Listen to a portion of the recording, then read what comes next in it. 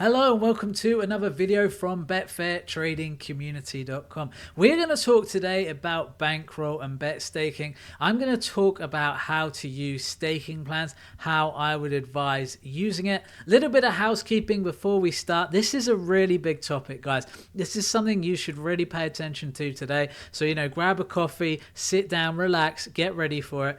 If you haven't subscribed to the channel already, please do. If you want to keep getting quality Betfair training, then this is the place to be. We also have 10 free strategies that we want to share with you. If you haven't already got those, say the word 10 in the comments and I will respond to those and send those to you. Okay, with that out of the way, what I want to get to straight away is bankroll and bet staking, because I had a fantastic question from one of our members named Gavin this week, and I'm going to show you what that question is, and I'm going to talk a little bit about what we can do with bankroll and bet staking. So I'm going to go to this document. I'm going to copy it from our emails purely because obviously, I'm sure he won't want his email address being shared or anything. But this is what he said. So he said, thanks for the article on the staking. That helped me. But I was also wondering if you alter your stake based on odds, etc. Or is it just best to stick with the same liability each time you back or lay on a trade? Okay, this is a really good question. What Gavin's asking here is, do you adjust your stakes depending on the odds? So if you're backing a horse at 1,000, you're probably not going to put as much money on it as you would if you're backing it at 3.0, okay? And the reason for that is that you obviously, with your bankroll, you want to make sure that you're being sensible with your money. You want to be managing your bankroll. That's why we call it bankroll management. It's so important to do that. But what we need to do straight off the bat is we actually need to get into how to do some of this, because a lot of you guys might be sitting there going, I don't really understand what bankroll management is. Or you might be sitting there going, well, I know what bankroll management is, but I don't really know how to do it. I don't really have any good advice on it. Now, luckily, there's a great starting point, and you can all do this. You can do this in your own time. But there is an article that I wrote. I wrote this article over 10 years ago, look, in 2015, and it's still as relevant today as it was then. And this article is simply Betfair trading, bankroll and staking strategy. How much do you need? Because one of the big questions I always get is, how much money do I need for Betfair trading and how much money should I be staking? This article actually goes through it all, okay? In fact, it's got a section in it that will teach you how you can never go bust, in theory, because it's just basically a way of, as your money reduces, you reduce your stake. It's really clever. So if you're someone who busts bankrolls, who loses money betting and really just wants to curb that straight away, this could really help you with that, okay? If you follow this advice, it's really solid. And again, I give advice on what kind of bankrolls you would need depending on what level of trader you were. I'm not going to go through that today. I've done videos on this before, so you could probably research this yourself. What I want you to do here is go and look at this article. So if you want me to send you this article, I'll try and put it in the description, but I might forget. I do tend to forget such things. But if you do want me to send you this article, just say the word bankroll and I will send that over to you. But let's get into what we actually want to do specifically today, because I'm going to give you some examples. I'm going to show you it using the Betfair website in a minute. But I want to go through the answer bit by bit that I gave Gavin, because I really thought about this and I wanted to give an answer that actually basically told you what you could do as some of the best options of advice you could have. So, hi Gavin, good question. Depends on what you're most comfortable with, I guess, as there is no right or wrong answer, okay? Now, this is the first thing to say.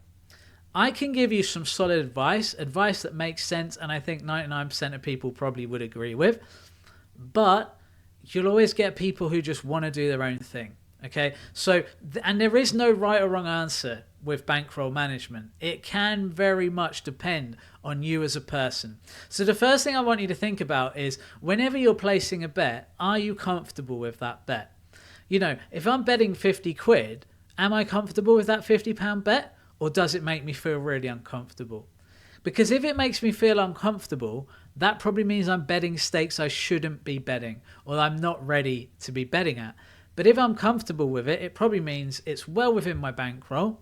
It probably means it's actually a sensible stake compared to my bankroll, and it probably means I've had a lot of practice and experience, so I have faith in what I'm doing. Okay, those things really matter when it comes to bankroll management. It's overlooked because people want to look at the facts, they want to look at the maths, and they want to look at the stats of it. But often the emotional side of betting and trading is overlooked. It's one of the things that we have plugged for years and years. So some people criticize us. They don't like hearing about it. Oh, I don't want to talk about emotions. What about the maths and the stats? And it's like, yeah, we do loads of that too.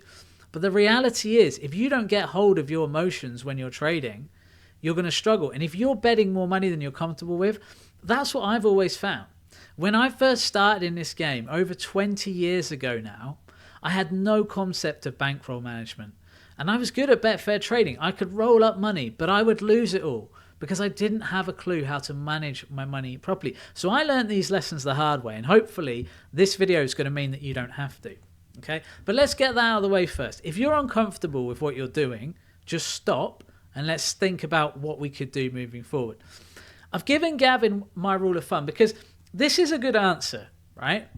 I could have left it at this because this is the correct answer, technically. But and it's kind of a how long is a piece of string question, right?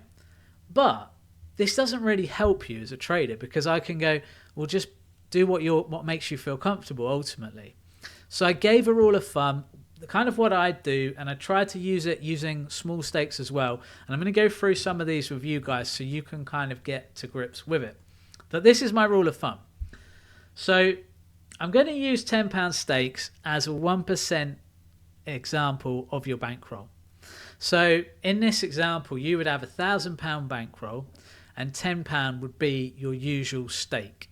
Okay, now I've specifically said stake and not liability, and I'm going to explain why in a minute, because this is how I like to do it, and this is kind of how I like to look at the percentages. So let's say you're backing something between 3.0 and 2.0. Well, if £10 is 1% of your stake, I think you could happily use that full £10. So, and I'm looking at this more as outright bets as well here. Okay, if you're trading, you could probably bump the amounts up a bit, knowing that you're trading out again, assuming that if you trade out for a loss, you're still going to get a fair amount of your money back. I don't think you need to worry too much about that at this stage. I want you to first get your head around what you would do with outright bets. So if I'm backing something between 2.0 and 3.0, you can use the £10 stake. So, and let's just do an example here, right? Sunderland, let's imagine they're 2.0 against Liverpool tonight. If they were, I'd be laying it to the hilt. But yeah, 2.0, £10 stake makes £10 profit. Okay, you're risking £10 to make £10. Double or nothing. Bit of a dob there. One of my favourite horse racing strategies, as you might know if you watch my horse racing videos. Okay, now if I'm backing it higher than 3.0, I would use £1 to £5 depending on how high. Okay. So let's say I'm backing at 5 in this scenario. How comfortable am I using a £10 stake? Now, from my point of view, 1% at these kinds of odds is too much. The reason for this is if you're letting it run, you could lose that £10 stake. And when you're betting at 5.0, you are going to lose that £10 stake more often than not, even if you've got a good edge. Okay, because you're going to be losing this way more than 50% of the time.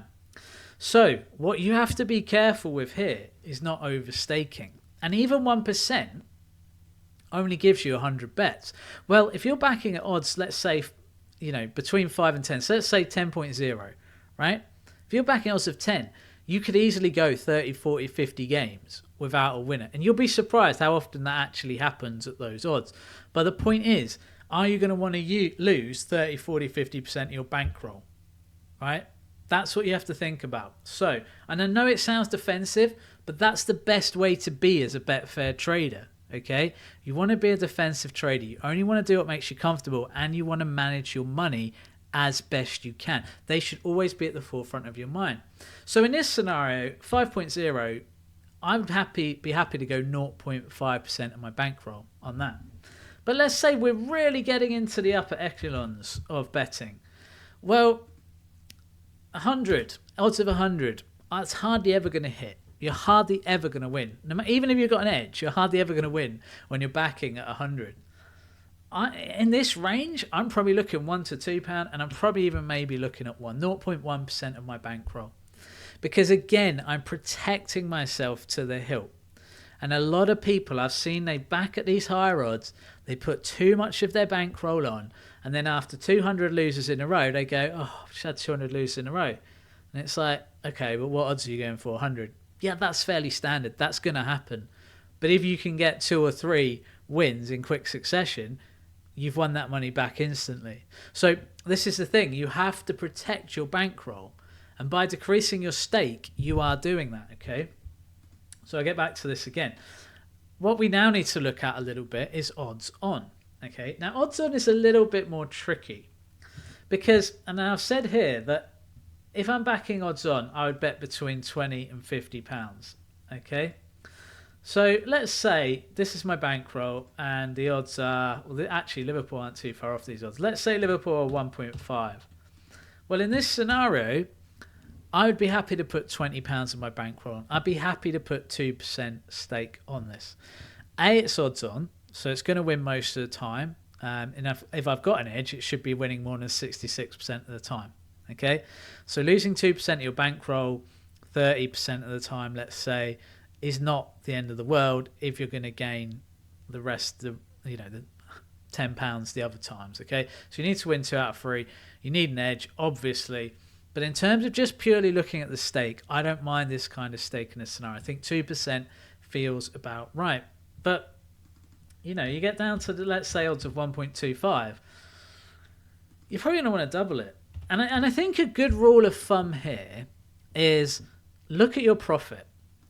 When it's odds on, I would want my profit to be around 1% of my bankroll. Because otherwise, what's the point? Right? But I mean, seriously, if we're looking to make 2 to 3% of our bankroll per day and build our money up over time, if we're not even going to make 1% in a straight bet, remember this is a straight bet, it's not a trade. So if we're not even going to make 1% when our straight bet wins, then what's the point? That's kind of how I look at it. So again, looking at your bankroll. Now, if you've got £100 bankroll, because you might look there and go, well, that's a lot though, £40, 4% of your bankroll. Thing is, if you're backing someone at 1.25, you better be sure as hell it's going to win.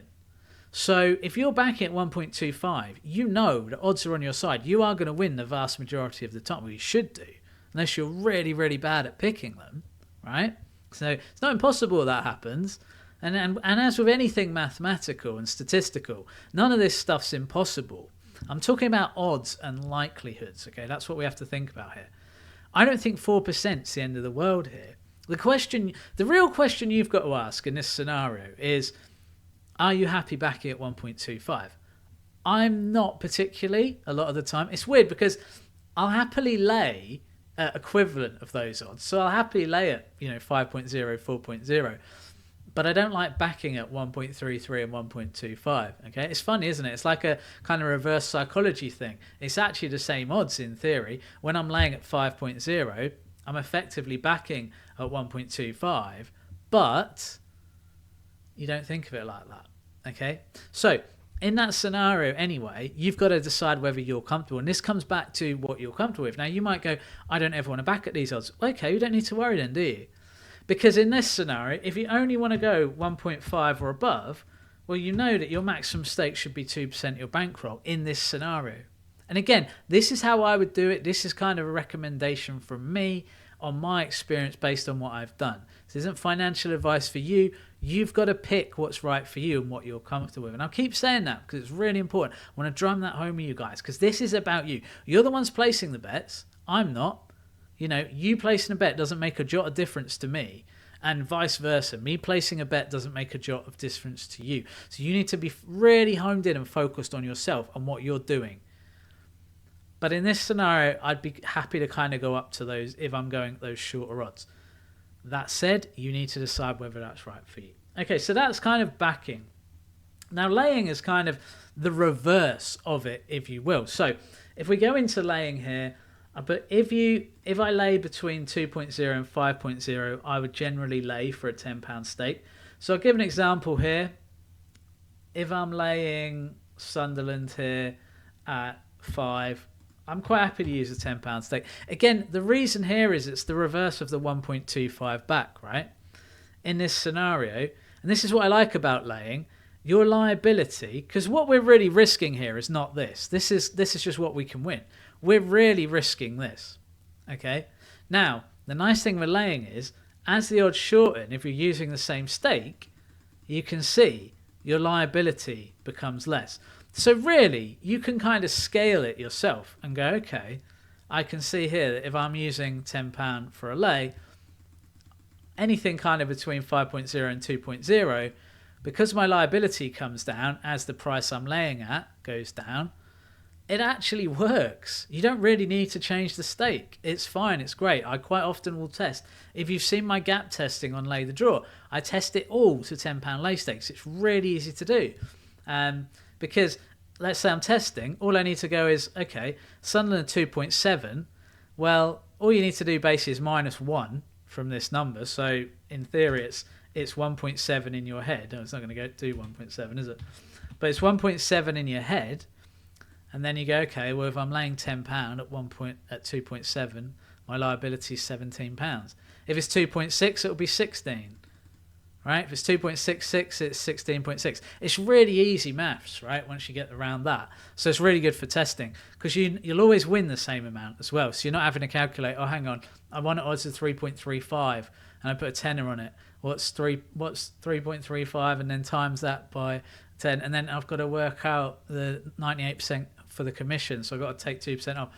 All that stuff. You don't really have to work that out. If I'm putting a £10 stake in and I've got 2% commission, every bet I win will make me £9.80, and if I lose, I already know exactly how much I'm going to lose because it is showing here.